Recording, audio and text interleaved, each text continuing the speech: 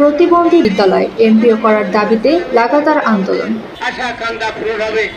একদিন কাগজে দেখলাম তিনি বলেছেন প্রতিবন্ধী বিদ্যালয়গুলো একটা ঝুপড়ি বেঁধে বসে আছে, এদের বেতন দেয় কি করে? এরা একটা স্কুল খুলে বাড়ি কাজ করে, বিভিন্ন জায়গায় কামলা দেয়। এই ধরনের মন্তব্য সেই দীপুমণি করেছেন। আপনারা টিভিতে দেখেছেন তিনি ধরা পড়ে বর্তমানে জেলে আছেন, সে জেলে থাকবে। আমলিগের যে নেতা কর্মী ছিল তারা আমাদের কথা দিয়েছিল, তারা স্বীকৃতিটুকু দেয় নাই।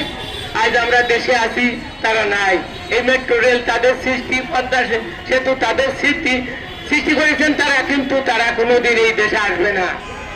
এই 13 তারিখে দেখবেন কি হয়, এক এক করে ফাঁসির কাটতে যাবে। কেন?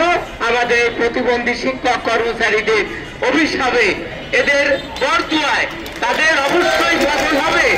কারণ আমাদের স্বীকৃতিটুকু যদি দিয়ে যেত, তবু আমরা ছেলে মেয়েদের জন্য কিন্তু কিছু পাতাম, টিফিন, বই, খাতা, পেন্সিল পাতাম, কিছু অবকাঠামো জিনিসপত্র পাতাম। কিছু বাচ্চারা শিক্ষকের দিকে দুঃখ লাগে। আমি সত্যিকারে 72 সালে স্কুলে ঢুকি, এমপিওভুক্ত স্কুলে আমি 5টা স্কুল করেছি। 5টা স্কুল করতে আমার একটা স্কুল 2-3 বছর বেশি লাগে নাই। আমি দুটো কোএডুকেশনের স্কুল, 3টে মাধ্যমিক বালিকা বিদ্যালয় করেছি।